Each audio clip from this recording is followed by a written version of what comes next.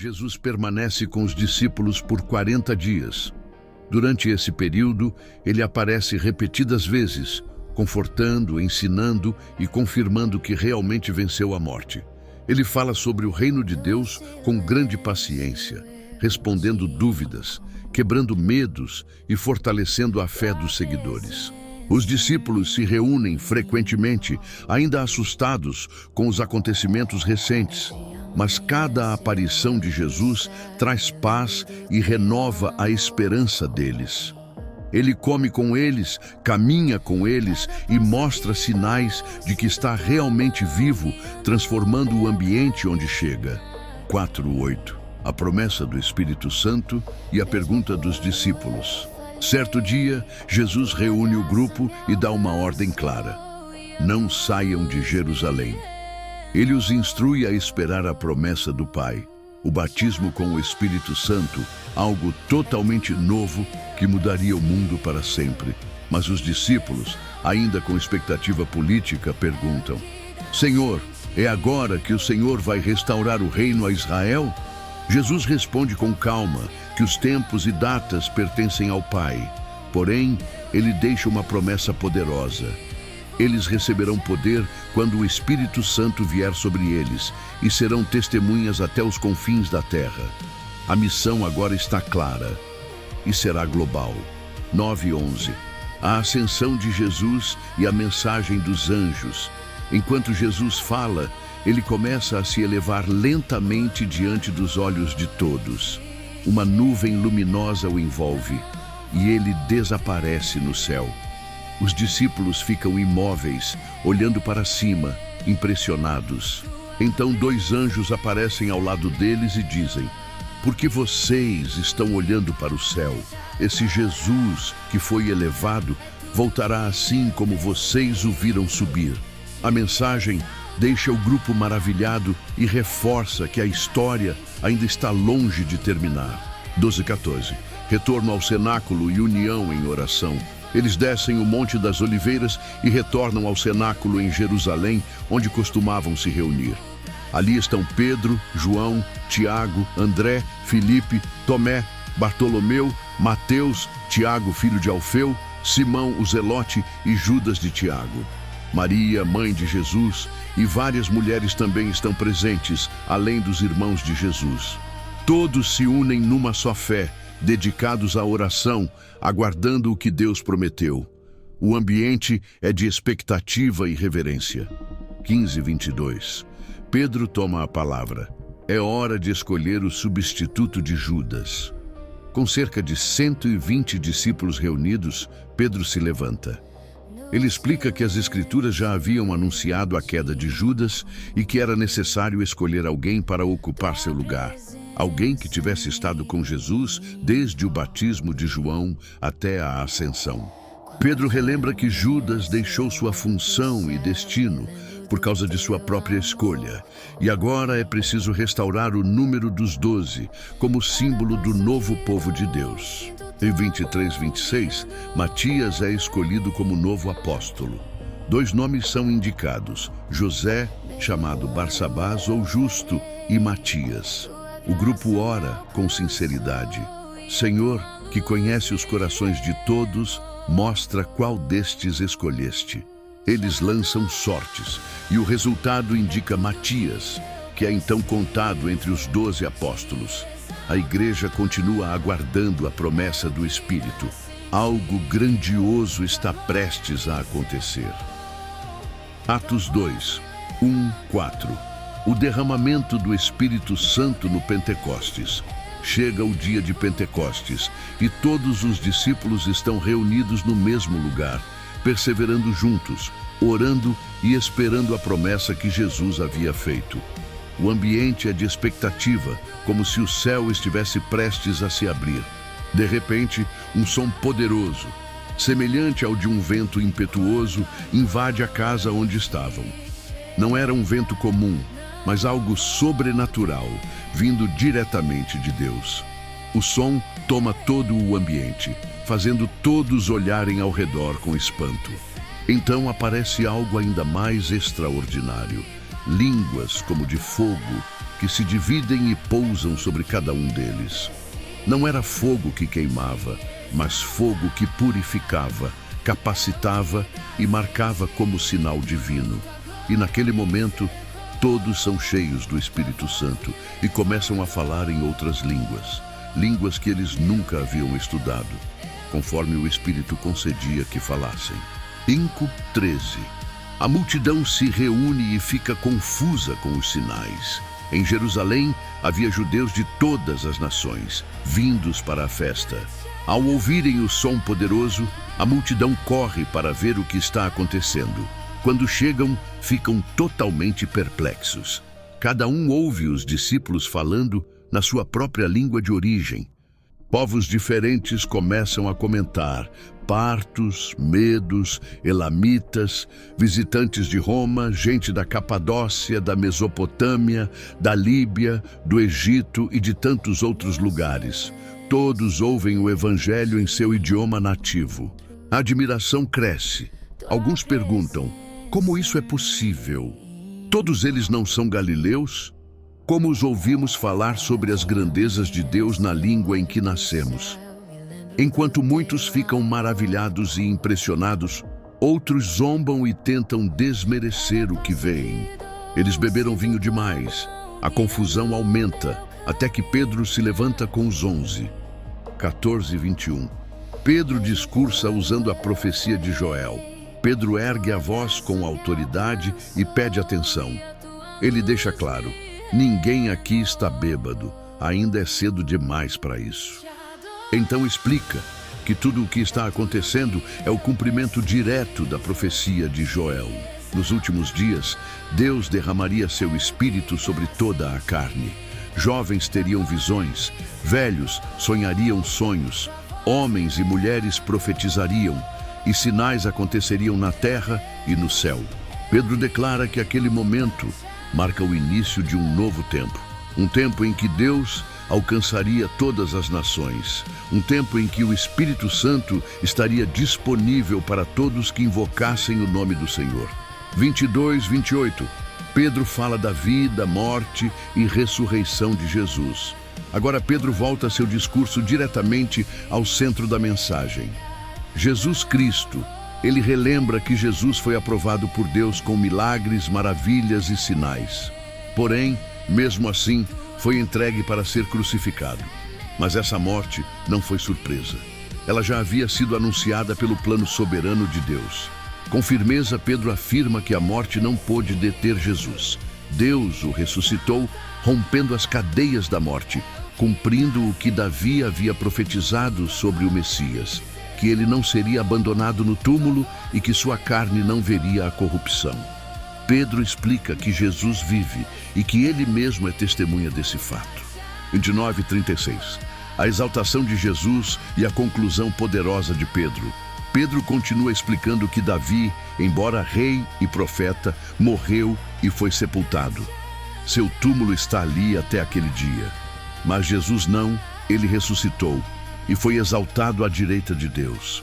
Pedro declara com clareza absoluta: o derramamento do Espírito que todos estão vendo e ouvindo só é possível porque Jesus está vivo e glorificado. E ele conclui com uma frase que corta os corações: a esse Jesus que vocês crucificaram, Deus o fez Senhor e Cristo. A multidão fica profundamente comovida, sentindo que precisa dar uma resposta. 27:41. A conversão de 3.000 pessoas, atordoados e emocionados, muitos perguntam a Pedro e aos apóstolos: o que devemos fazer? Pedro responde: arrependam-se e sejam batizados em nome de Jesus Cristo para perdão dos pecados, e vocês receberão o dom do Espírito Santo. Ele explica que a promessa é para eles, para seus filhos e para todos os que ainda estão longe, todos quantos o Senhor chamar. Pedro continua falando com convicção, exortando-os a se afastarem daquela geração corrompida. E naquele mesmo dia, cerca de 3.000 pessoas aceitam a mensagem, se arrependem e são batizadas. A igreja nasce com força, unidade e poder. 42, 47, a vida da igreja, comunhão, milagres e crescimento diário. Os recém-convertidos passam a seguir firmemente o ensino dos apóstolos. Eles se reúnem para orar, partir o pão, aprender, compartilhar a vida. Há um senso profundo de reverência entre todos. Deus realiza muitos sinais e maravilhas pelas mãos dos apóstolos. A comunidade vive em união. Quem tem mais divide com quem tem menos. Eles comem juntos com alegria, sinceridade e gratidão. Todos os dias se reúnem no templo e também de casa em casa. A fé deles se torna visível para toda a cidade. E dia após dia, o Senhor acrescenta novos salvos. A igreja cresce de maneira viva, constante e sobrenatural.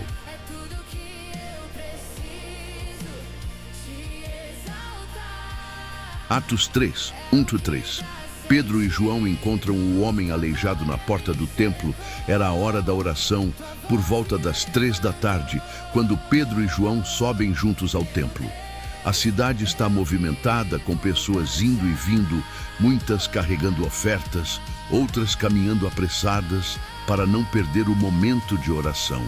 Na porta chamada Formosa, uma entrada conhecida por sua beleza e por ser um ponto muito frequentado, está um homem que nunca havia conseguido andar desde o nascimento. Todos o conheciam.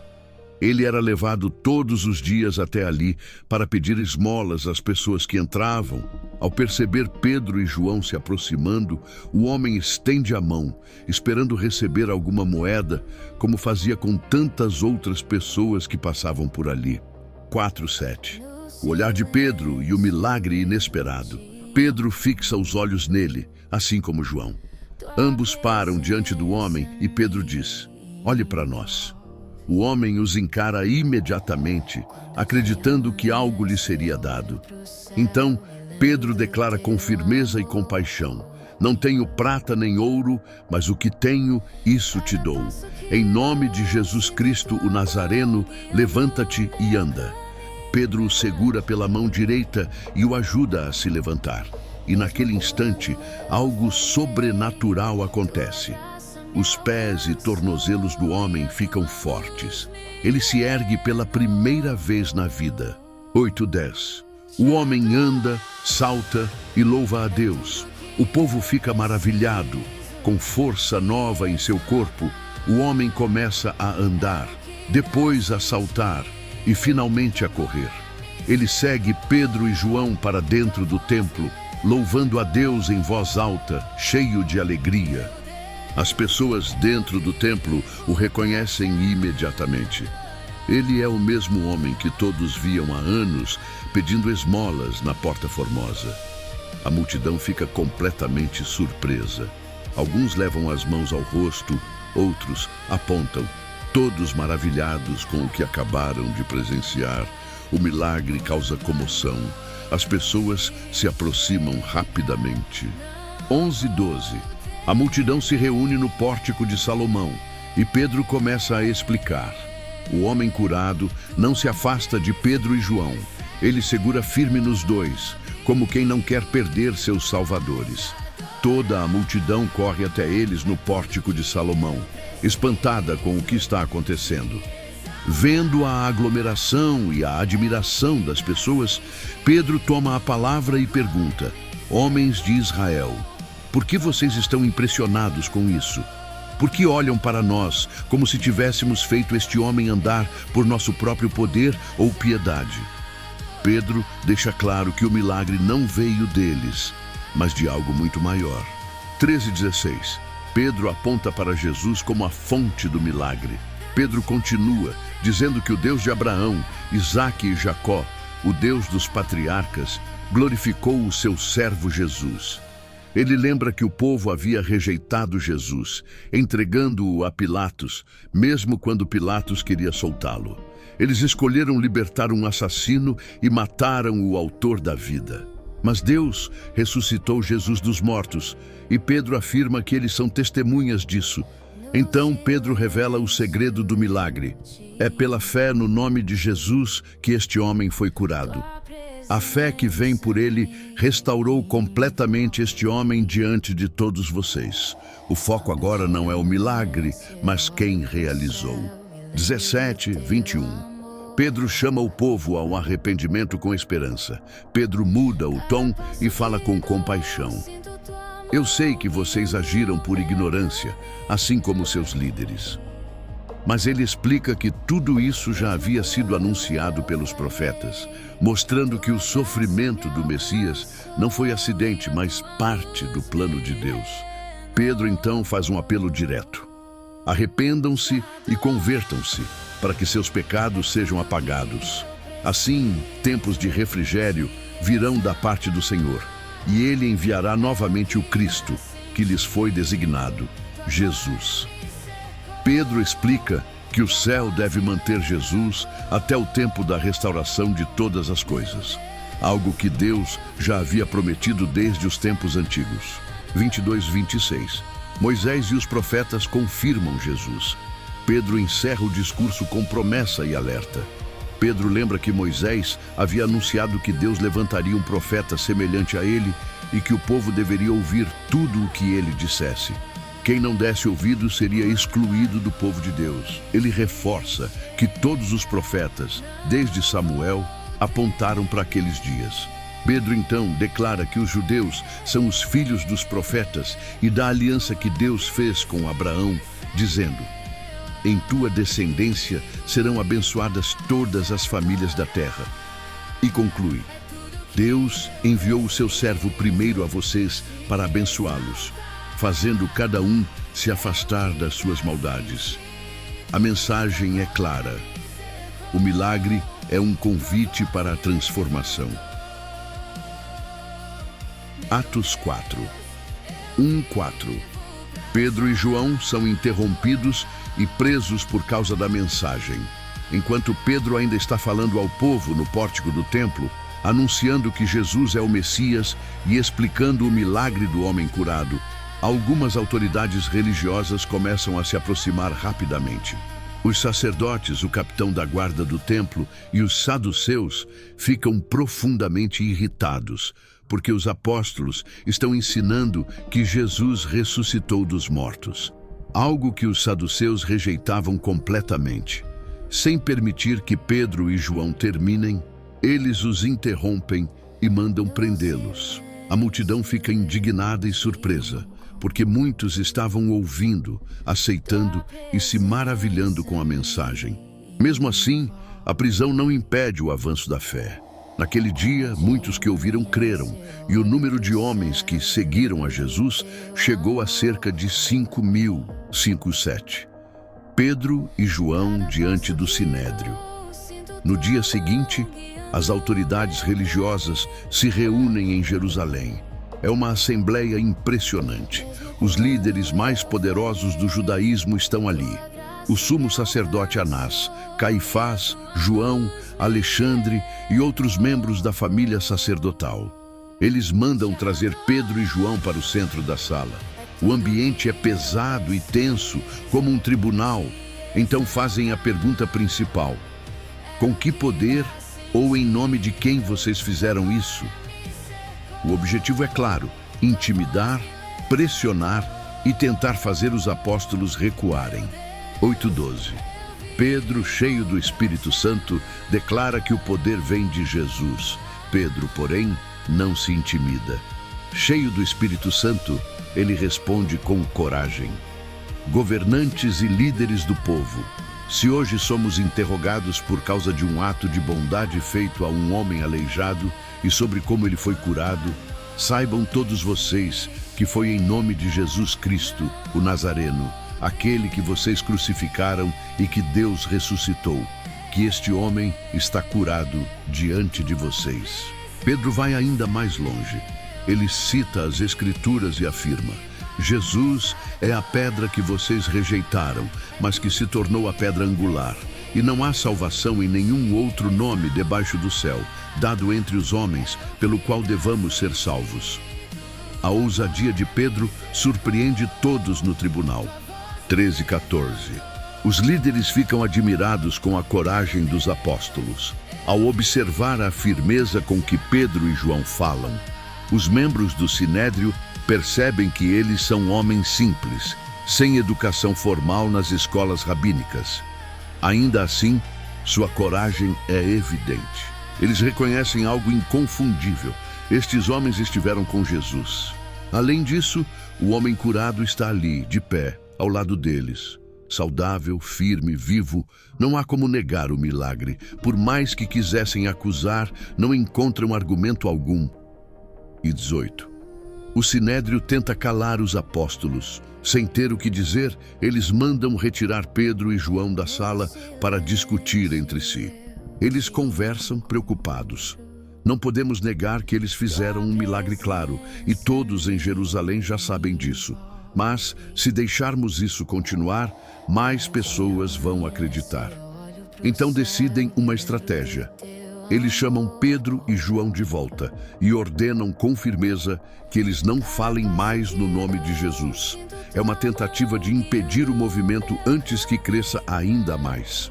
9:22. A resposta corajosa de Pedro e João. Pedro e João não se intimam com a ameaça. Eles respondem: julguem vocês mesmos se é certo obedecer a vocês em vez de obedecer a Deus, pois não podemos deixar de falar do que vimos e ouvimos. 23:28. A comunidade se reúne para orar após a ameaça. Assim que são soltos, Pedro e João vão até os irmãos e contam tudo o que aconteceu. A comunidade inteira, ao ouvir, levanta a voz em oração unida. Eles reconhecem Deus como o Criador e citam o salmo que fala sobre nações se levantando contra o Senhor. Eles entendem que Herodes, Pilatos, os gentios e o próprio povo de Israel se uniram contra Jesus, mas que tudo aconteceu conforme o plano de Deus. Ao invés de pedir proteção para si mesmos, eles pedem uma coisa: coragem para continuar anunciando a palavra, e pedem que Deus continue fazendo milagres e sinais por meio do nome de Jesus. 29:31. O lugar treme e todos são cheios do Espírito. Depois da oração, algo extraordinário acontece. O lugar onde estavam reunidos treme.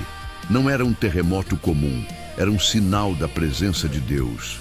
Todos são novamente cheios do Espírito Santo, fortalecidos e renovados, e continuam anunciando a palavra com ainda mais ousadia. 32:35. A unidade da igreja e o espírito de generosidade. A multidão dos que creram formava um só coração e uma só alma. Ninguém dizia que o que possuía era exclusivamente seu. Todos compartilhavam o que tinham.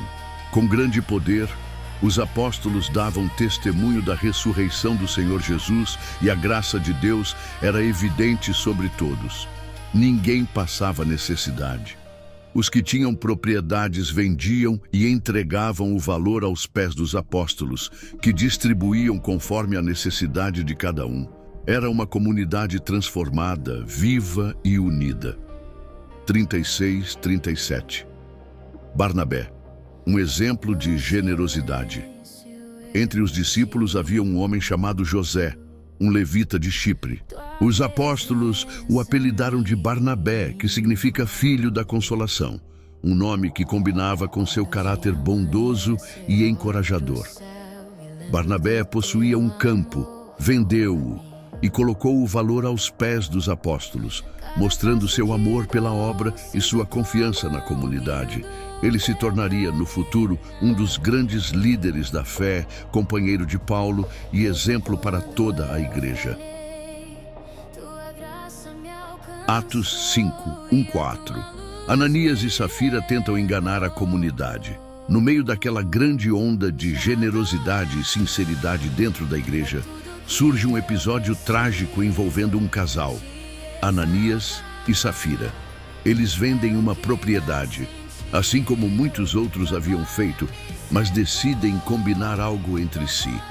Entregar apenas parte do dinheiro, enquanto fingiam estar entregando tudo. Ananias leva a quantia até os apóstolos, tentando parecer tão generoso quanto Barnabé e outros que haviam doado tudo. Mas Pedro, guiado pelo Espírito Santo, confronta a mentira. Ananias, Porque Satanás encheu seu coração para mentir ao Espírito Santo e reter parte do valor. Antes de vender, o terreno não era seu, e depois de vendido, o dinheiro não estava sob seu controle. Como pôde pensar em fazer uma coisa dessas? Você não mentiu aos homens, mas a Deus. O clima fica pesado. Não é sobre o dinheiro, mas sobre a falsa aparência, a tentativa de enganar Deus e a comunidade. 5:6. A queda repentina de Ananias. Assim que ouve as palavras de Pedro, Ananias cai no chão e morre imediatamente. O impacto é enorme. Os jovens da comunidade se aproximam, envolvem seu corpo, levam-no para fora e o sepultam. Um temor profundo toma conta de todos que ouviram o que aconteceu. 7:10. Safira chega sem saber o que ocorreu e enfrenta a mesma verdade. Cerca de 3 horas depois, Safira entra sem saber do destino de seu marido. Pedro pergunta diretamente: "Diga-me, foi este o valor pelo qual vocês venderam o terreno?" Ela confirma a mentira, repetindo o combinado com Ananias. Então Pedro diz: "Como vocês tiveram coragem de se colocar de acordo para tentar o Espírito do Senhor? Veja, os pés dos que sepultaram seu marido estão à porta, e eles levarão você também." No mesmo instante, Safira cai e morre. Os jovens entram, encontram-na morta, levam seu corpo e a enterram ao lado de Ananias. A comunidade inteira e todos que ouviam falar do caso ficaram tomados por profundo temor. Deus estava protegendo a pureza do início da igreja. 12:16. Muitos sinais e milagres pelos apóstolos. Apesar dos acontecimentos assustadores, os apóstolos continuam realizando muitos sinais e maravilhas entre o povo. Eles se reúnem no pórtico de Salomão, e a comunidade cresce ainda mais em respeito e reverência. As pessoas têm tanto respeito e admiração que, mesmo temendo se aproximar sem sinceridade, reconhecem que Deus está agindo de forma poderosa.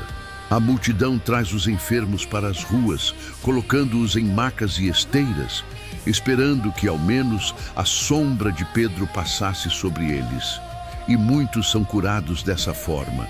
De cidades ao redor de Jerusalém, as pessoas vêm trazendo enfermos e pessoas dominadas por espíritos malignos, e todos são curados. A ação de Deus se torna visível e incontrolável. 17:18. Os apóstolos são presos novamente. A popularidade dos apóstolos e o poder que operava através deles incomodam profundamente os líderes religiosos, especialmente os saduceus, que ficam cheios de inveja. Eles mandam prender todos os apóstolos e os colocam na prisão pública. A intenção é controlar, intimidar e parar o avanço da fé, mas isso não seria suficiente. E 19:21. Um anjo do Senhor liberta os apóstolos e lhes dá uma ordem. Durante a noite, um anjo do Senhor aparece na prisão. Ele abre as portas com facilidade, sem barulho, sem chamar atenção, e conduz os apóstolos para fora. O anjo dá uma instrução clara: vão ao templo e continuem anunciando ao povo todas as palavras desta vida. Pela manhã, quando o dia amanhece, os apóstolos estão novamente no templo, ensinando com ousadia, como se nada tivesse acontecido. 22:26. A prisão está vazia, os líderes ficam confusos. Os sacerdotes e o conselho se reúnem e mandam buscar os apóstolos na prisão. Mas quando os oficiais chegam, encontram algo inacreditável. A prisão está fechada, os guardas estão lá, mas não há ninguém dentro. Eles voltam assustados para informar o conselho. Enquanto tentam entender o que aconteceu, chega alguém dizendo: aqueles homens que vocês prenderam estão no templo ensinando o povo.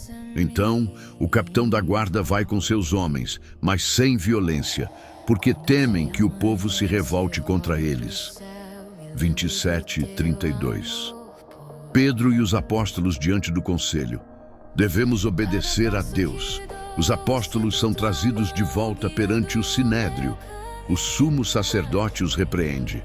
Nós ordenamos que vocês não ensinassem neste nome, E vocês encheram Jerusalém com essa doutrina e ainda querem nos tornar culpados pelo sangue daquele homem.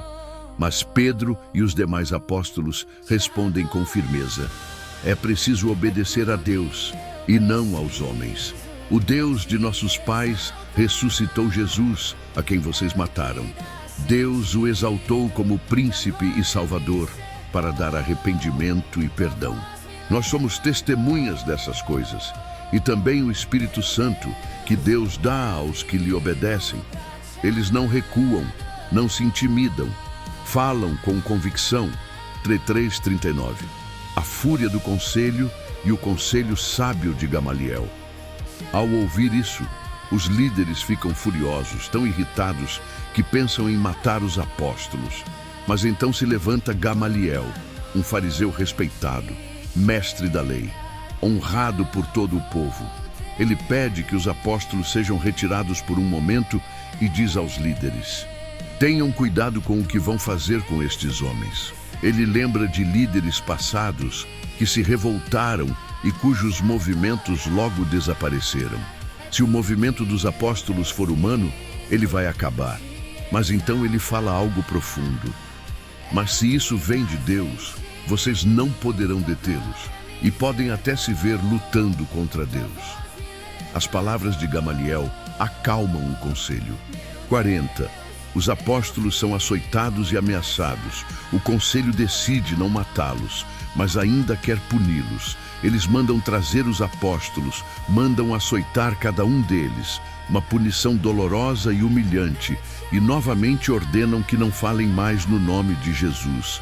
Em seguida, os libertam. 41 e 42. Alegria em sofrer por Cristo e perseverança na missão.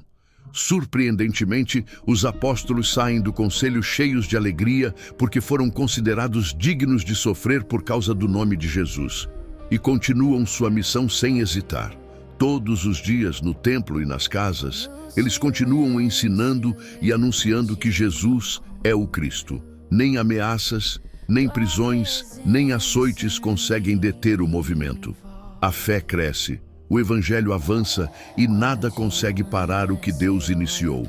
Atos 6, 1. Crescimento da igreja e surgimento de um problema sério. À medida que o número de discípulos cresce rapidamente em Jerusalém, a comunidade começa a enfrentar desafios internos. Entre os seguidores, existem judeus que falam hebraico e judeus de origem grega chamados helenistas. Alguns desses helenistas começam a reclamar. As viúvas deles, mulheres vulneráveis e dependentes da ajuda diária, estavam sendo esquecidas na distribuição de alimentos. Essa queixa não nasce de má fé, mas do próprio crescimento da igreja. A família da fé está aumentando tão rápido que a organização ainda não acompanha o ritmo. 2:4. Os apóstolos criam um plano sábio. Os 12 apóstolos se reúnem e chamam toda a comunidade. Com humildade e clareza, eles explicam: não é bom que deixemos o ensino da palavra de Deus para administrar a distribuição de alimentos. Eles não estão se recusando a ajudar, mas entendendo que seu papel principal é pregar, orar e ensinar. E isso exige tempo e dedicação. Então, propõem algo totalmente novo para a comunidade, que os irmãos escolham 7 homens de boa reputação, cheios do Espírito Santo e de sabedoria, para assumir essa tarefa. Os apóstolos continuam focados na oração e no ministério da palavra, enquanto uma nova equipe será responsável pelo cuidado prático das pessoas. 5. A escolha dos 7 homens. A proposta agrada a todos, e a comunidade indica 7 nomes que se destacam pela fé, caráter e sabedoria. Estevão, descrito como homem cheio de fé e do Espírito Santo. Filipe, Prócoro, Nicanor.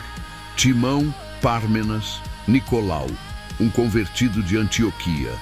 O grupo representa diversidade cultural, maturidade espiritual e comprometimento com a missão. Estevão, especialmente, já começa a se destacar como alguém extraordinário. 6. Oração e imposição de mãos. Os 7 escolhidos são apresentados aos apóstolos.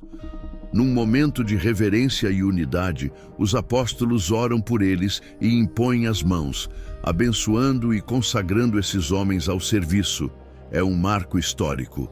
Nasce oficialmente o que muitos consideram o primeiro grupo de diáconos da igreja, pessoas dedicadas a servir. 7. A igreja cresce ainda mais. Com a nova organização, a palavra de Deus se expande com mais força. A igreja não apenas continua crescendo, mas cresce muito, alcançando até muitos sacerdotes judeus que passam a crer em Jesus. A fé está se espalhando de forma tão profunda que até aqueles que antes eram opositores começam a reconhecer a verdade. 8:10. Estevão se torna uma figura poderosa.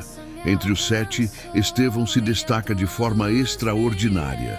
Ele realiza grandes maravilhas e sinais entre o povo. Sua fé é firme, sua sabedoria é impressionante, e o Espírito Santo age através dele com grande poder. Mas isso desperta oposição. Alguns homens pertencentes à chamada Sinagoga dos Libertos começam a discutir com Estevão. Eram judeus vindos de vários lugares do Império: Cirene, Alexandria, Cilícia e Ásia. Eles tentam debater com Estevão, porém não conseguem resistir à sabedoria e ao espírito com que ele fala. Seu entendimento das Escrituras e sua ousadia impressionam até seus adversários. 11:14. Início da perseguição contra Estevão.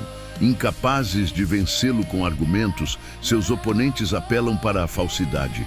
Subornam homens para dizerem que ouviram Estevão blasfemar contra Moisés e contra Deus. A acusação é extremamente séria. A cidade se agita. O povo, os anciãos e até os mestres da lei se unem para prendê-lo. Eles arrastam Estevão à presença do Sinédrio, o mesmo conselho que julgou Jesus e perseguiu os apóstolos. Ali, falsas testemunhas declaram: este homem não para de falar contra este lugar santo e contra a lei. Nós o ouvimos dizer que Jesus destruiria este templo e mudaria os costumes deixados por Moisés. O ambiente é pesado. A tensão cresce. A mentira se mistura ao medo dos líderes religiosos. 15. Um brilho no rosto de Estevão. Enquanto todos olham fixamente para ele, esperando que Estevão se desespere diante das acusações, acontece algo surpreendente.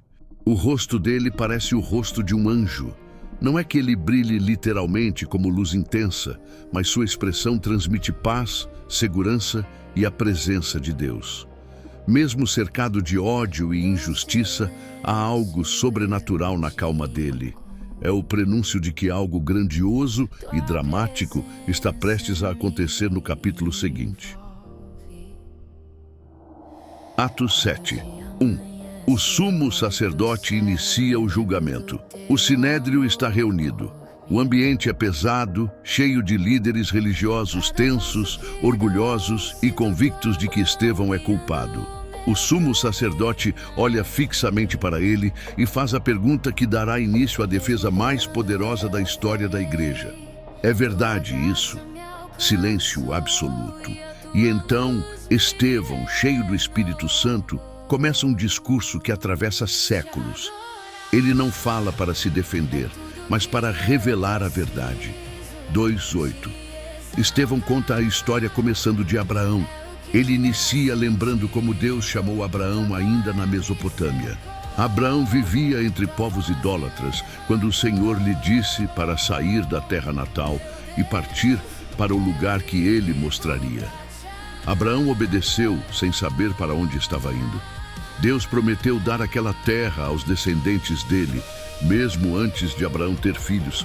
Prometeu também que esse povo seria estrangeiro em terra alheia e sofreria opressão por 400 anos, mas que ele mesmo os libertaria. E Deus selou essa promessa com a aliança da circuncisão. Abraão gerou Isaque, Isaque gerou Jacó, e Jacó teve 12 filhos, as 12 tribos de Israel. Estevão está mostrando que tudo começou com um Deus que chama, conduz e cumpre promessas. 9:16. José, Vendido pelos irmãos, exaltado por Deus, Estevão então fala sobre José. Os patriarcas, movidos por inveja, vendem José como escravo para o Egito, mas Deus estava com ele. José passa pela injustiça, prisão e humilhação, mas Deus o exalta, tornando-o governador do Egito. Quando a fome assola a região, Jacó envia seus filhos para buscar alimento. Eles encontram José, mas não o reconhecem de imediato. Na segunda viagem, José se revela aos irmãos e a família inteira se muda para o Egito. A mensagem é clara. Mesmo quando os homens rejeitam alguém, Deus pode levantá-lo para cumprir seus planos. 17:22. A história avança até Moisés. O tempo passa. As promessas feitas a Abraão se aproximam de se cumprir. O povo multiplica-se no Egito, até que surge um novo faraó que não conhecia José. Esse faraó oprime os israelitas e ordena matar todos os bebês do sexo masculino. É nesse cenário que nasce Moisés. Ele é escondido por 3 meses e depois colocado num cesto sobre o rio Nilo. A filha de Faraó encontra o bebê, se compadece e cria Moisés como seu próprio filho. Ele cresce educado em toda a sabedoria dos egípcios, poderoso em palavras e obras. 23:29. Moisés tenta agir por conta própria. Quando Moisés tem 40 anos, decide visitar seus irmãos hebreus. Ao ver um egípcio maltratando um israelita, ele reage e mata o agressor, pensando que seus irmãos entenderiam que Deus o enviara para libertá-los. Mas eles não entendem. No dia seguinte, Moisés tenta apaziguar uma briga entre 2 hebreus, mas um deles responde: "Quem te colocou como líder e juiz sobre nós?" Ao perceber que o ocorrido já era conhecido, Moisés foge para Midian, onde vive como estrangeiro e forma uma família. 30:34. O chamado sobrenatural na sarça ardente. 40 anos depois, enquanto Moisés cuida do rebanho, algo extraordinário acontece no deserto do Monte Sinai. Ele vê uma sarça em chamas, mas a planta não se consome. Intrigado, Moisés se aproxima. De repente, a voz de Deus ecoa: "Eu sou o Deus de teus pais, o Deus de Abraão, de Isaque e de Jacó." Moisés treme. Deus continua: "Tire as sandálias dos pés, porque o lugar em que você está é santo." Então o Senhor diz que viu a opressão do povo no Egito e está enviando Moisés para libertá-los. 35:38. O libertador rejeitado é o mesmo que Deus envia. Estevão mostra algo profundo. O mesmo Moisés que os israelitas rejeitaram, dizendo: "Quem te colocou como líder?" Foi exatamente aquele que Deus enviou como líder, libertador e profeta. Moisés realiza sinais e maravilhas no Egito, no Mar Vermelho e durante 40 anos no deserto. E foi Moisés quem disse. 39:43. A rebeldia de Israel no deserto. Mesmo depois de serem libertos pelo poder de Deus, os israelitas resistem à liderança de Moisés. Eles voltam o coração ao Egito, pedem ídolos, fazem um bezerro de ouro, oferecem sacrifícios a deuses falsos. Deus os entrega aos desejos de seus corações, e isso resultará, séculos depois, no exílio. Estevão toca na ferida. Israel sempre resistiu a Deus e aos líderes que ele enviou. 40:50. Deus não cabe em templos feitos por mãos humanas. Ele continua lembrando que o tabernáculo acompanhou Israel no deserto. Depois, Davi desejou construir um templo e Salomão o edificou, mas Estevão cita o próprio Deus. O Altíssimo não habita em templos feitos por mãos humanas. O céu é meu trono e a terra é o estrado dos meus pés. É uma crítica direta à idolatria pelo templo, exatamente o que os líderes de Jerusalém estavam fazendo.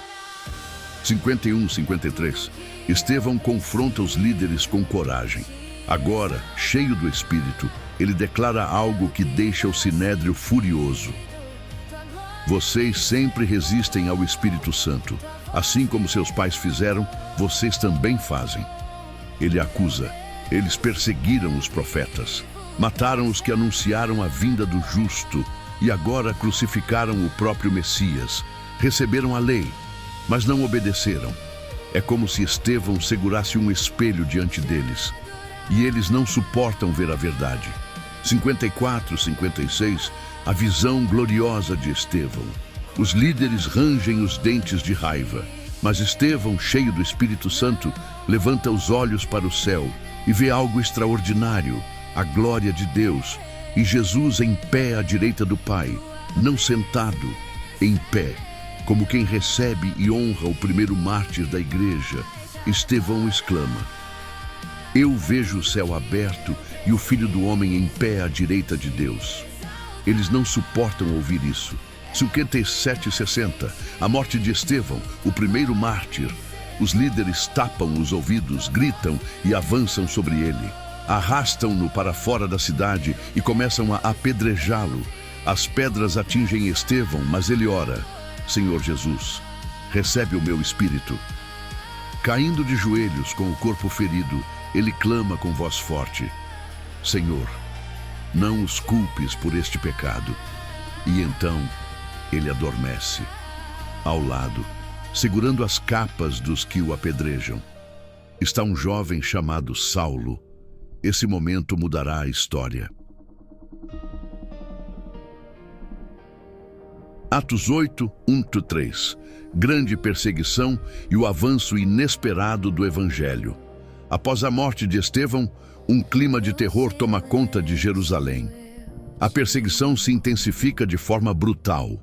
Os líderes religiosos decidem eliminar a fé cristã enquanto ainda pode ser contida. Um jovem fariseu chamado Saulo, cheio de zelo religioso e convicção cega, assume um papel central nessa perseguição. Ele não está satisfeito em apenas aprovar a morte de Estevão. Agora ele quer destruir a igreja por completo. Influenciado por seu orgulho e por sua crença na lei, Saulo entra de casa em casa, prende homens e mulheres, arrasta-os pelas ruas e os entrega às autoridades. O medo se espalha. A igreja, que até então estava reunida principalmente em Jerusalém, é dispersa por Judeia e Samaria. A única exceção são os apóstolos, que permanecem na cidade. Mas o que parecia o pior momento da fé cristã se torna um dos maiores motores da evangelização na história. A perseguição empurra os discípulos para fora e eles vão anunciando a palavra por onde passam.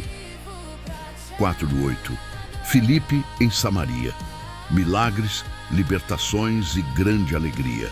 Entre os que se espalham está Filipe, um dos 7 homens escolhidos junto com Estevão. Ele vai para Samaria, uma região desprezada pelos judeus, e começa a pregar Cristo com ousadia.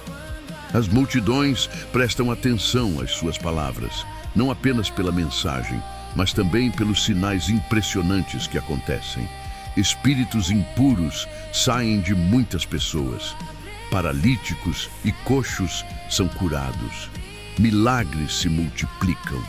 A cidade, antes marcada por confusão espiritual e engano, agora é tomada pela alegria. Onde Jesus chega, os corações e as ruas mudam. 9:13. Simão, o mágico, fica maravilhado com o poder real de Deus. Nessa cidade vive um homem chamado Simão, conhecido como mágico ou feiticeiro. Ele enganava o povo com artes ocultas e muitos o consideravam alguém cheio de poder. Mas quando Filipe prega a mensagem do reino de Deus e do nome de Jesus Cristo, algo acontece que Simão nunca viu. Pessoas realmente se arrependem. Pessoas realmente são libertas. Pessoas realmente são curadas. Simão, impressionado, percebe que o poder de Deus é infinitamente maior do que qualquer magia ou ilusão humana. Ele mesmo crê e é batizado. Acompanha Filipe aonde ele vai, maravilhado com os milagres e sinais. 14:17. Pedro e João em Samaria. O Espírito Santo é derramado. Quando os apóstolos em Jerusalém ouvem que Samaria recebeu a palavra de Deus, eles enviam Pedro e João para acompanhar o movimento. Ao chegarem, percebem que os novos convertidos já foram batizados, mas ainda não haviam recebido o Espírito Santo da maneira plena prometida. Então, Pedro e João impõem as mãos e o Espírito Santo vem sobre eles. É um momento de unidade entre judeus e samaritanos, algo impensável antes. O Evangelho está unindo povos que por séculos se odiaram. Êxodo 24. Simão tenta comprar o dom de Deus e é confrontado duramente. Ao ver o poder de Deus se manifestando, Simão, ainda com mentalidade antiga, oferece dinheiro a Pedro e João para receber a mesma autoridade espiritual. Ele quer o poder, sem entender o coração de Deus. Pedro reage com firmeza. Que o seu dinheiro morra com você. Você acha que pode comprar o dom de Deus? Pedro deixa claro que esse pedido revela a corrupção no coração de Simão. A salvação é graça. O poder é graça. Tudo é graça. Nada disso está à venda. Simão fica apavorado. Ele não discute, não tenta se defender. Apenas implora que os apóstolos orem para que nada daquelas palavras se cumpra contra ele. É um momento de disciplina espiritual, mas também de misericórdia. 25. O Evangelho continua avançando. Depois de cumprir sua missão em Samaria e anunciar a palavra em várias aldeias samaritanas, Pedro e João retornam a Jerusalém. O que começou com perseguição se transformou num novo avivamento. 26, 29. Filipe e o chamado sobrenatural no deserto. De repente, um anjo do Senhor aparece e diz a Filipe: vá para o sul, para o caminho que desce de Jerusalém a Gaza. Esse é um caminho deserto, isolado, solitário, mas Filipe não questiona, ele obedece imediatamente. Ao chegar ali, ele vê uma carruagem imponente pertencente ao tesoureiro da rainha da Etiópia, um homem importante, devoto e temente a Deus. Esse etíope está lendo o livro do profeta Isaías enquanto viaja. Então o Espírito Santo fala claramente ao coração de Filipe: aproxime-se dessa carruagem, e ele corre até ela. 35. Filipe explica Isaías e revela Jesus ao etíope. Filipe ouve o etíope lendo Isaías 53, um trecho que descreve o sofrimento do Messias. Ele pergunta: você entende o que está lendo? O etíope responde: como posso entender se ninguém me explicar? Ele chama Filipe para subir e sentar-se ao seu lado. A passagem fala do servo sofredor. Como uma ovelha, ele foi levado ao matadouro. O etíope pergunta: de quem o profeta está falando? De si mesmo ou de outra pessoa?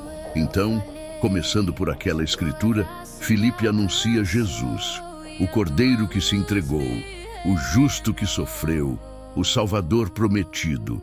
O deserto se transforma em sala de aula, a carruagem se transforma em altar. 36, 38. O batismo no caminho. Enquanto continuam a viagem, o etíope vê água e exclama: aqui há água. O que me impede de ser batizado? Eles descem da carruagem, entram juntos na água e Filipe o batiza. Ele entra na água como buscador e sai como discípulo. 39 e 40. O Espírito arrebata Filipe e o etíope segue alegre. Quando saem da água, algo sobrenatural acontece. O Espírito do Senhor arrebata Filipe, tirando-o dali repentinamente. O etíope olha em volta, percebe que Filipe desapareceu, mas sua reação não é de medo. Ele segue seu caminho cheio de alegria. Filipe aparece depois em Azoto e continua pregando de cidade em cidade até chegar em Cesareia.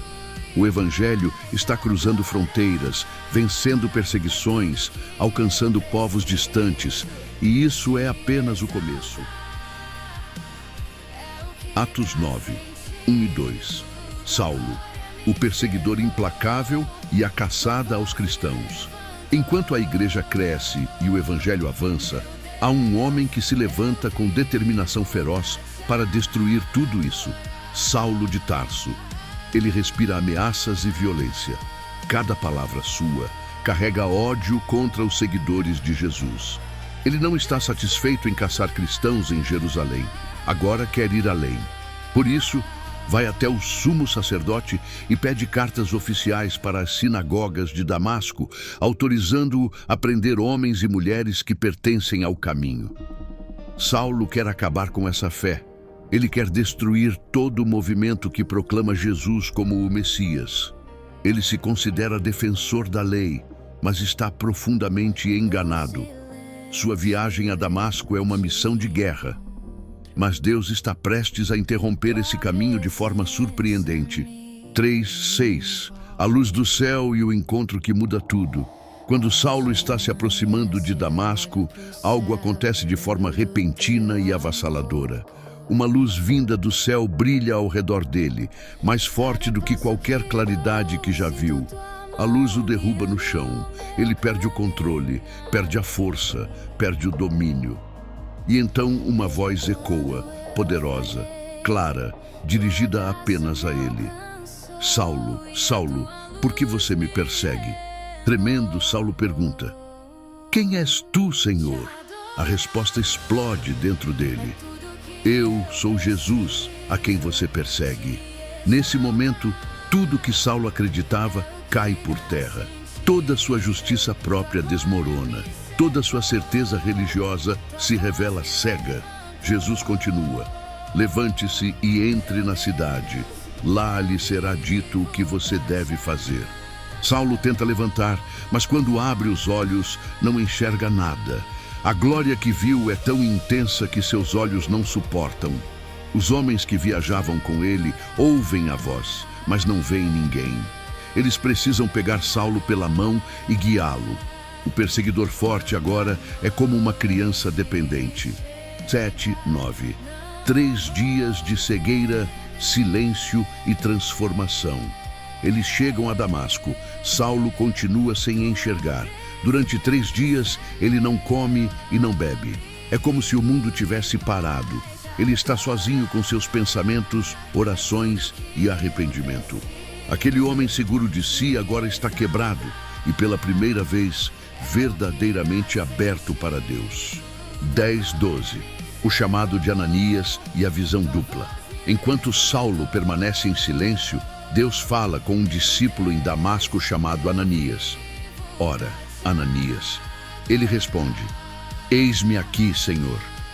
O Senhor diz: Vá à rua chamada Direita, na casa de Judas, e procure um homem de Tarso chamado Saulo. Ele está orando. Deus revela também que Saulo teve uma visão.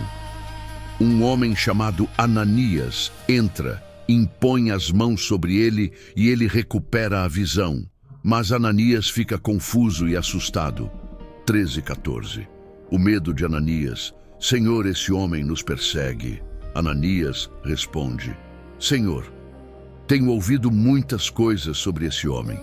Ele fez muito mal aos teus santos em Jerusalém e agora está aqui com autorização para prender todos que invocam o teu nome. O medo é real. A reputação de Saulo era conhecida. Ananias sabe que pode estar se aproximando de seu maior inimigo. Mas Deus tem outros planos. 15:16. A escolha divina. Saulo é um instrumento especial. Deus responde com firmeza. Vá, Saulo é para mim um instrumento escolhido, para levar o meu nome aos gentios, aos reis e aos filhos de Israel. E completa: eu mostrarei a ele quanto deve sofrer pelo meu nome. De perseguidor a escolhido, de destruidor da fé a mensageiro das nações, de inimigo da cruz a servo de Cristo. 17:19. O reencontro com a visão e a cura milagrosa. Ananias, mesmo com receio, obedece. Ele entra na casa, coloca as mãos sobre Saulo e diz algo extraordinário. Irmão Saulo, o Senhor Jesus, que lhe apareceu no caminho, me enviou para que você volte a ver e seja cheio do Espírito Santo. Imediatamente, algo como escamas cai dos olhos dele. A visão volta. A luz que o cegou agora se transforma em clareza espiritual. Saulo se levanta, é batizado e então come alguma coisa para recuperar as forças, de perseguidor a discípulo. 20:22. Saulo começa a pregar. O choque dos ouvintes. Não demora muito para Saulo mostrar que sua transformação é real. Ele entra nas sinagogas de Damasco e começa a anunciar que Jesus é o Filho de Deus. As pessoas ficam chocadas. Esse não é o homem que perseguia os que invocavam esse nome? Ele não veio aqui justamente para prendê-los? Mas Saulo cresce mais e mais em força espiritual. Sua compreensão das Escrituras se torna tão profunda que os judeus de Damasco não conseguem refutá-lo. É como se todo o conhecimento que ele tinha da lei agora ganhasse sentido completo em Cristo. 23:25. A primeira conspiração para matar Saulo. O impacto é tão grande que alguns judeus planejam matar Saulo. Eles vigiam as portas da cidade dia e noite, mas os discípulos descobrem o plano. Numa operação silenciosa, eles colocam Saulo dentro de um grande cesto e o descem pela muralha durante a noite. O perseguido, agora perseguido pelos próprios antigos aliados. 26:30. Saulo tenta se aproximar dos discípulos em Jerusalém. Saulo volta a Jerusalém e tenta se aproximar dos discípulos, mas todos têm medo dele, e não é sem razão. Sua fama de perseguidor era enorme. Então, Barnabé, homem de fé e coragem, toma a iniciativa. Ele leva Saulo aos apóstolos e explica tudo o que aconteceu. A visão no caminho, a pregação ousada em Damasco e como Deus o transformou. Com essa ponte, Saulo passa a viver entre eles. Ele começa a pregar com ousadia em Jerusalém, principalmente entre os judeus helenistas. Mais uma vez, o impacto é tão grande que tentam matá-lo. Os irmãos então o levam até Cesareia e o enviam para sua cidade natal, Tarso. É como se Deus estivesse preparando Saulo por alguns anos antes de colocá-lo no centro da missão global. 31. Um tempo de paz e crescimento na igreja. Depois de tudo isso, a igreja em Judeia, Galileia e Samaria vive um período de paz. Ela cresce, se fortalece e vive no temor do Senhor. E o Espírito Santo continua a consolar, guiar e multiplicar os discípulos. 32:35. Pedro cura Enéas em Lida. Enquanto isso, Pedro também continua sua missão. Ao visitar os santos em Lida, ele encontra um homem chamado Enéas, paralítico há 8 anos. Pedro olha para ele e declara: Enéas, Jesus Cristo te cura. Levante-se e arrume o seu leito. Na mesma hora, Enéas se levanta. A notícia se espalha por toda a região e muitos se convertem ao Senhor. 36:41.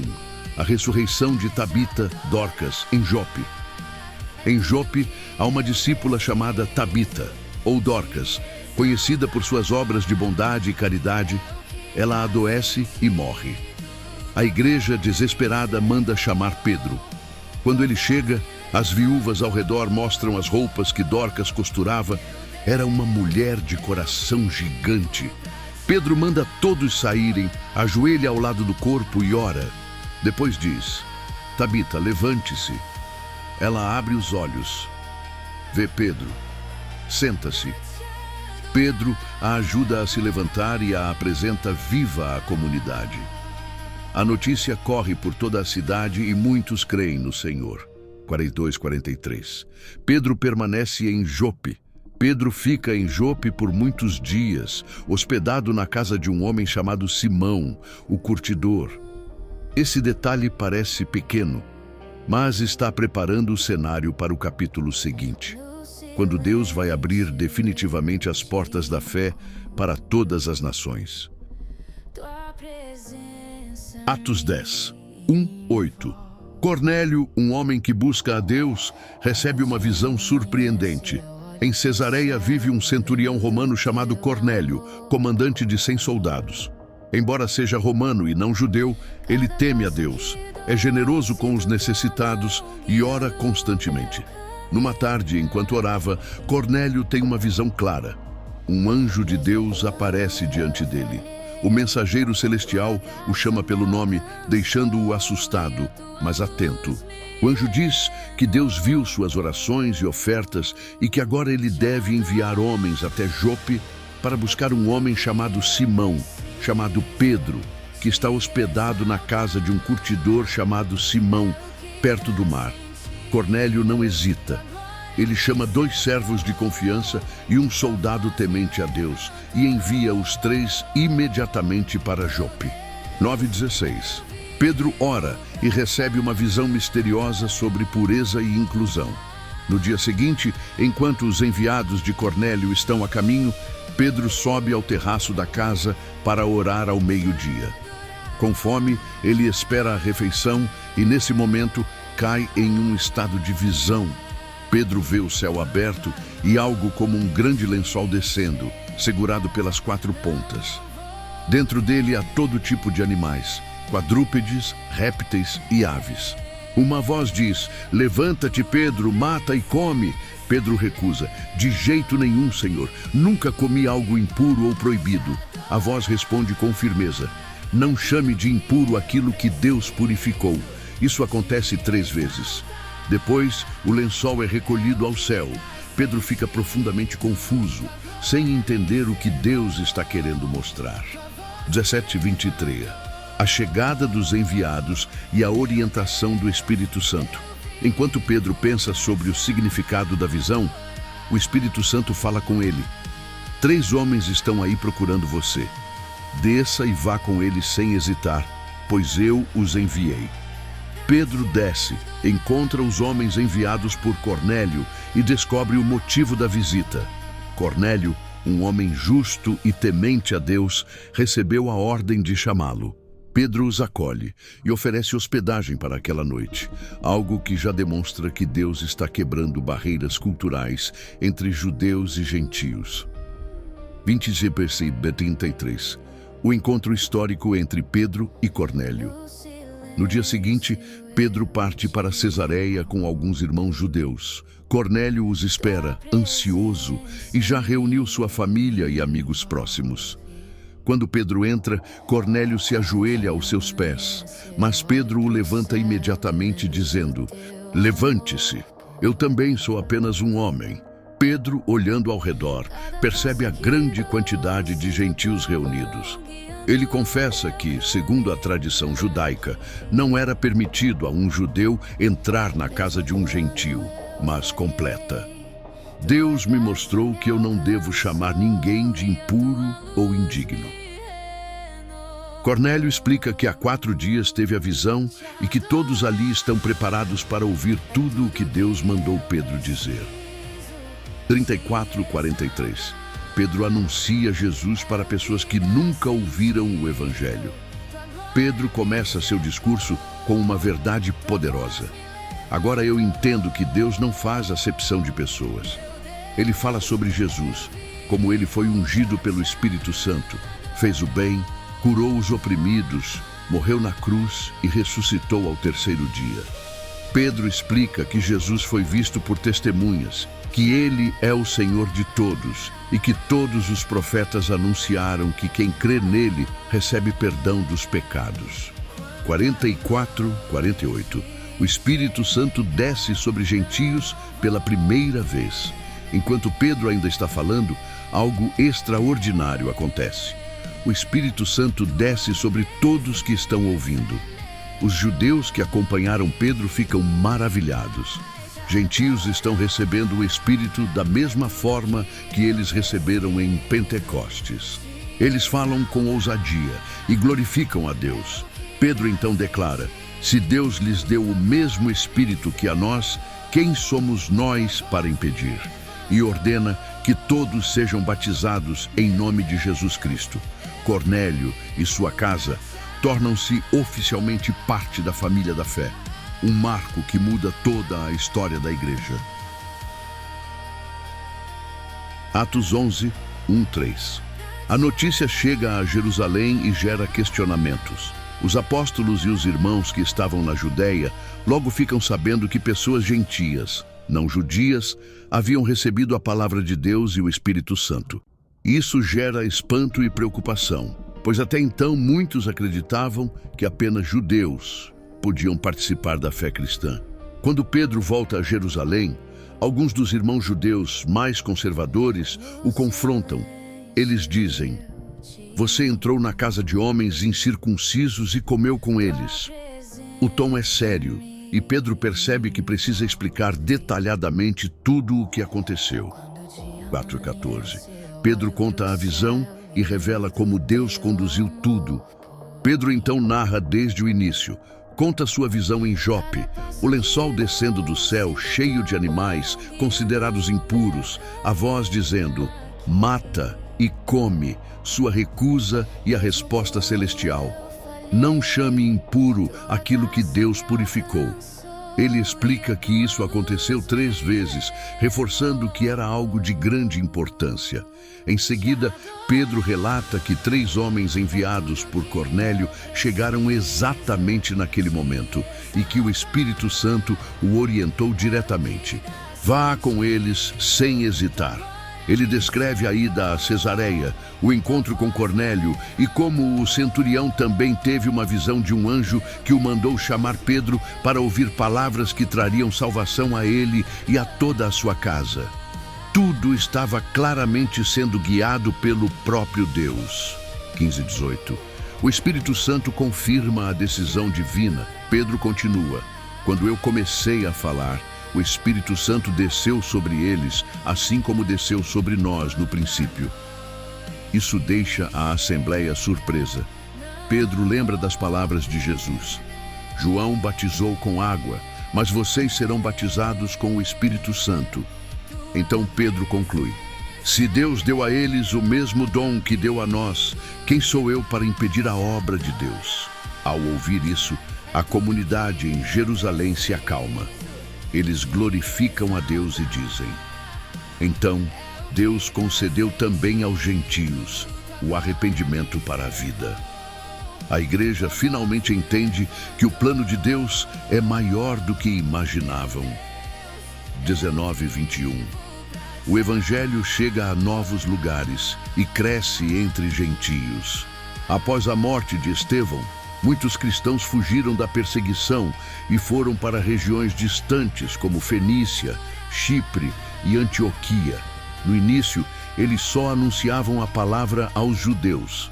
Mas alguns homens de Chipre e Cirene começaram também a pregar aos gregos, os gentios daquela região. E Deus estava com eles. Um grande número de pessoas crê e se volta para o Senhor, dando início a uma poderosa obra em Antioquia, cidade que se tornaria um dos centros mais importantes da fé cristã. 22:24. Barnabé é enviado e fica maravilhado com a graça de Deus. Quando a igreja em Jerusalém ouve o que está acontecendo em Antioquia, eles enviam Barnabé para investigar e ajudar. Ao chegar, Barnabé vê a graça de Deus agindo de forma evidente. Ele se alegra profundamente e encoraja todos a permanecerem firmes no Senhor, de coração sincero. Barnabé era um homem bondoso, cheio do Espírito Santo e de fé. E por meio de seu trabalho, muitas pessoas continuam sendo acrescentadas ao Evangelho. 25:26. Barnabé busca Saulo para ajudar na missão. Percebendo que a obra estava crescendo rápido demais para trabalhar sozinho, Barnabé viaja até Tarso para procurar Saulo, que depois será conhecido como Paulo. Quando o encontra, Barnabé o leva para Antioquia. Os dois passam um ano inteiro ensinando e fortalecendo uma igreja que cresce a cada dia. Foi ali, em Antioquia, que os seguidores de Jesus foram chamados pela primeira vez de cristãos, um nome que marcaria a história do mundo. 27:30. Profetas anunciam uma fome e a igreja se une para ajudar. Naqueles dias, alguns profetas descem de Jerusalém a Antioquia. Entre eles está Ágabo, que, movido pelo Espírito, anuncia que uma grande fome viria sobre todo o mundo romano, algo que de fato ocorreu no reinado de Cláudio. Ao ouvir isso, os cristãos de Antioquia decidem ajudar. Cada um contribui conforme suas possibilidades, e o dinheiro é enviado aos irmãos da Judéia pelas mãos de Barnabé e Saulo. Assim, a igreja demonstra unidade, generosidade e amor prático. Atos 12, 1-4. Herodes inicia uma perseguição violenta contra a igreja. Por volta desse tempo, o rei Herodes Agripa começa uma perseguição severa contra a igreja. Buscando agradar líderes judeus e mostrar poder político, ele manda prender e maltratar alguns cristãos. Em um ato chocante, Herodes manda matar Tiago, irmão de João, com a espada. A notícia abala profundamente a comunidade. Tiago era um dos apóstolos mais próximos de Jesus. Percebendo que isso agradou aos judeus influentes, Herodes prossegue e manda prender também Pedro, o líder mais visível entre os apóstolos. Pedro é aprisionado durante os dias da festa dos pães asmos. Herodes coloca 4 grupos de 4 soldados para guardá-lo, demonstrando sua intenção clara: impedir qualquer tentativa de fuga. Ele planeja apresentar Pedro ao povo depois da Páscoa, possivelmente para um julgamento público ou até execução. 5. A igreja reage da única forma possível: oração contínua. Enquanto Pedro está preso, rodeado por soldados e correntes, a igreja se reúne constantemente para orar. Não são orações rápidas, são vigílias, clamores, reuniões cheias de lágrimas e fé. Eles sabem que o único que pode salvar Pedro agora é Deus. 6:10. O anjo do Senhor liberta Pedro de maneira sobrenatural. Na noite anterior ao julgamento, Pedro dorme entre 2 soldados acorrentado pelos pulsos. 2 outros guardas vigiam a porta da prisão. A situação parece totalmente sem saída, mas de repente uma luz intensa brilha dentro da cela. Um anjo do Senhor aparece ao lado dele. O anjo toca Pedro no lado e diz: "Levanta-te depressa." As correntes caem imediatamente de suas mãos, sem que ninguém as toque. O anjo continua: "Coloca o cinto, calça as sandálias, agora põe a capa e segue-me." Pedro obedece, ainda sem entender se aquilo era real ou apenas uma visão.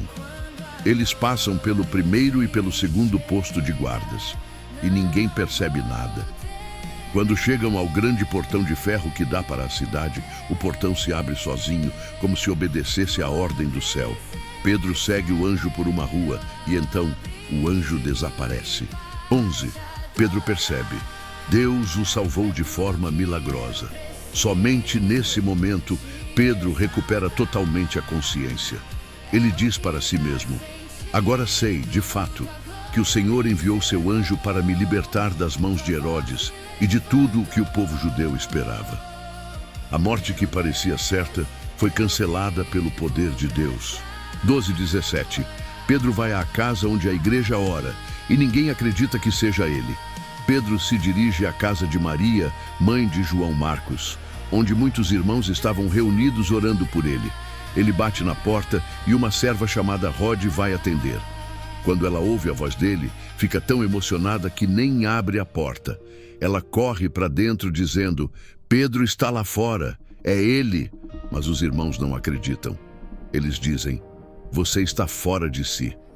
E quando Rode insiste, respondem: "Então deve ser o anjo dele." Pedro continua batendo até que finalmente abrem a porta. Quando o veem, ficam completamente perplexos. Pedro faz um sinal para que se acalmem e explica detalhadamente como o Senhor o libertou da prisão. Ele pede: "Avisem isso a Tiago e aos irmãos." Em seguida, ele deixa o local para se esconder em outro lugar mais seguro. 18:19. Herodes fica furioso ao descobrir a fuga. Quando amanhece, a prisão entra em pânico. Os soldados procuram por Pedro em todos os lugares, mas ele simplesmente desapareceu. Herodes manda investigar rigorosamente e, como ninguém encontra explicação, ordena a execução dos guardas. Depois disso, Herodes viaja da Judeia para Cesareia, onde fica por algum tempo. 20:23. Herodes se exalta e Deus o julga. Herodes fica irritado com os povos de Tiro e Sidom, que dependiam dos suprimentos vindos do território dele.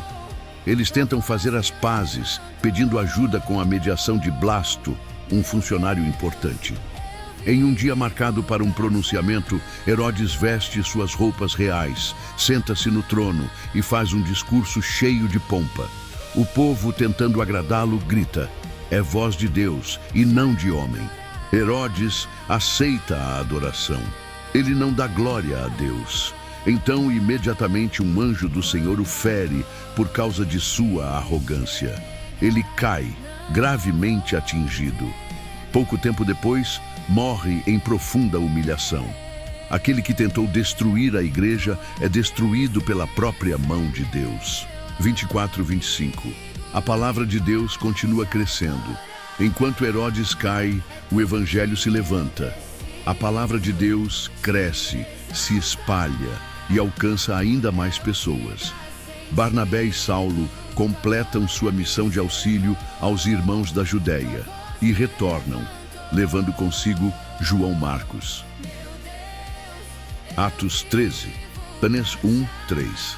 A igreja em Antioquia recebe uma ordem direta do Espírito Santo.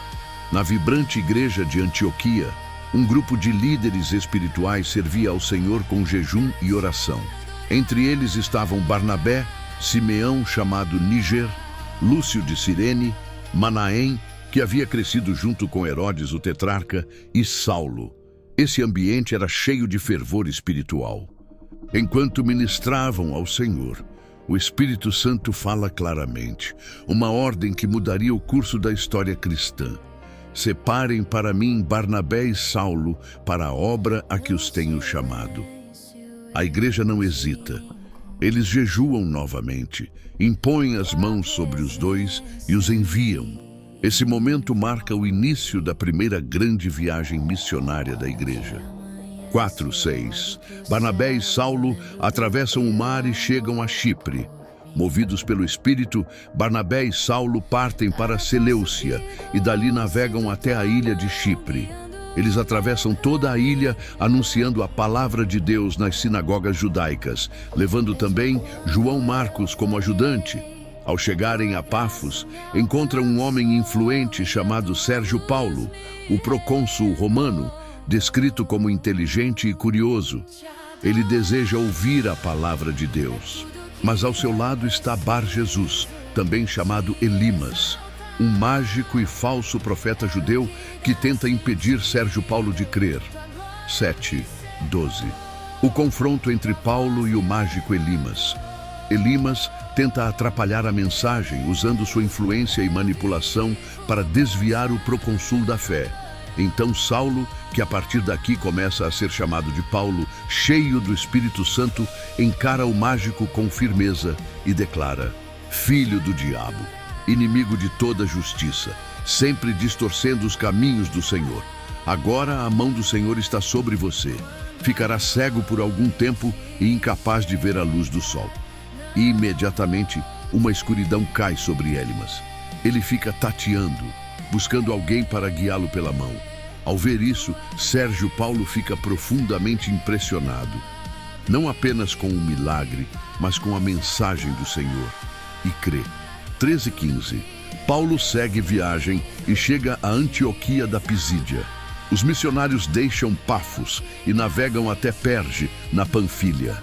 Ali, João Marcos se separa deles e volta para Jerusalém, algo que mais tarde causará tensão entre Paulo e Barnabé. Paulo e Barnabé continuam para Antioquia da Pisídia. No sábado, entram na sinagoga e se sentam. Após as leituras da lei e dos profetas, os líderes da sinagoga dizem: "Irmãos, se vocês têm alguma palavra de encorajamento para o povo, falem." O momento que Paulo esperava chega. 16:25. O grande sermão de Paulo recapitulando a história de Israel. Paulo se levanta, faz sinal com a mão e começa a falar. Ele conta como Deus escolheu Israel, libertou o povo do Egito com braço poderoso, sustentou-os no deserto e destruiu 7 nações em Canaã. Ele lembra os juízes, depois Saul como rei e então Davi, homem segundo o coração de Deus. E então Paulo conecta a história ao Evangelho, revelando a linhagem. Da descendência de Davi, Deus trouxe ao Israel o Salvador Jesus, como prometera. Ele menciona João Batista preparando o caminho, chamando ao arrependimento e anunciando alguém maior que ele. A sinagoga está em silêncio, todos atentos. 26:37. Paulo anuncia a morte e ressurreição de Jesus. Paulo diz que os líderes de Jerusalém não reconheceram Jesus nem entenderam as profecias e por isso o condenaram. Mesmo sem encontrarem motivo para a morte, pediram a Pilatos que ele fosse executado. Jesus foi sepultado, mas Deus o ressuscitou. Paulo descreve como ele apareceu por muitos dias aos que o acompanharam desde a Galileia até Jerusalém, testemunhas vivas da verdade. Então Paulo revela a promessa central. O que Deus prometeu aos nossos pais, ele cumpriu ressuscitando Jesus. E cita as Escrituras para provar que o Messias não veria decomposição como Davi, que morreu e foi sepultado. Mas Jesus, o Santo de Deus, vive para sempre. 38:41. O chamado à fé e ao perdão. Paulo então anuncia a grande nova. Por meio de Jesus, o perdão dos pecados é anunciado a vocês. Ele declara que pela fé em Cristo, todos são justificados de coisas das quais a lei de Moisés jamais poderia justificar. Ele também adverte, citando os profetas: cuidado para que não aconteça com vocês o que foi dito. Olhem, desprezadores, admirem-se e pereçam. Era um chamado urgente para não rejeitar a salvação. 42:44. A cidade inteira quer ouvir mais. Ao final da pregação, muitos judeus e prosélitos seguem Paulo e Barnabé, pedindo que eles voltem no sábado seguinte para falar novamente. No sábado seguinte, quase toda a cidade se reúne para ouvir a palavra de Deus. Judeus, gentios, curiosos, famílias inteiras. A mensagem se espalha rápido. 45:47. Os judeus se opõem. Paulo anuncia o foco nos gentios. Quando os líderes judeus veem a multidão enorme, ficam cheios de inveja. Contradizem Paulo e o insultam abertamente, mas Paulo e Barnabé respondem com coragem. Era necessário anunciar a vocês primeiro a palavra de Deus, mas já que a rejeitam, vamos agora aos gentios. E citam a profecia. Eu te coloquei como luz para as nações, para levares a salvação até os confins da terra. O plano de Deus se amplia diante de todos. 48:49. Os gentios se alegram e a palavra se espalha. Ao ouvir isso, os gentios celebram e glorificam a mensagem do Senhor. Muitos creem, e a palavra de Deus se espalha por toda a região. O evangelho rompe fronteiras culturais e avança. 50:52. Perseguição, expulsão e alegria no Espírito Santo. Mas os líderes judeus instigam mulheres influentes e autoridades da cidade. A oposição cresce rapidamente e Paulo e Barnabé são expulsos do território. Eles sacodem o pó dos pés como sinal contra eles e seguem para Icônio. Mesmo diante da perseguição, os discípulos que ficam na cidade permanecem cheios de alegria e do Espírito Santo.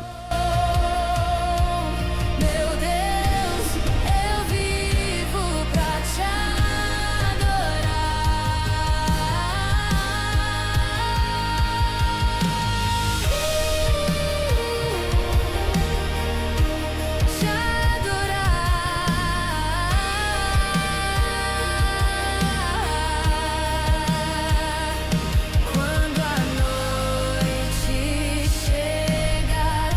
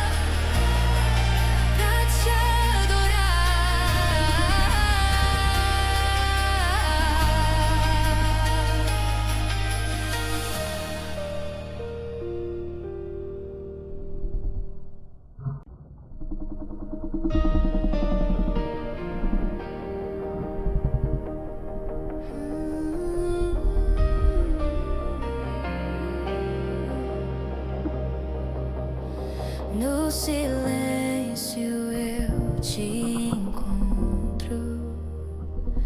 Tua presença me